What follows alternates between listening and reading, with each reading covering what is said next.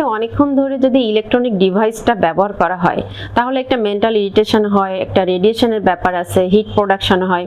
এখান থেকে আমরা যদি মানে অফিস আওয়ার বা যদি রাতে অনেকক্ষণ ধরে ইউজ করি তাহলে কিন্তু কনজুগাল লাইফেও একটা হ্যাম্পার হয়।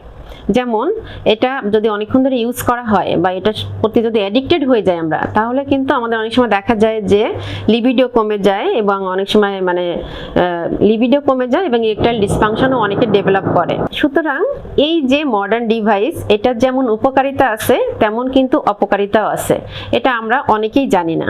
সুতরাং এটার ইউজটা বা ব্যবহারটা একটু লিমিটেড করতে হবে এবং পারলে পকেটে এটা ইউজ না করে বা ল্যাপটপটা কোলে ব্যবহার না করে এটা যদি আমরা একটু দূরিয়ে সরিয়ে রাখি তাহলে, বা এটা যদি আমরা টেবিলের পরে রেখে কাজ করি তাহলে অনেক সময় দেখা যায় এখান থেকে একটু এর ক্ষতিকর প্রভাবটা কমে এবং এখান থেকে আমাদের ফার্টিলিটিটাও ইমপ্রুভ হয়।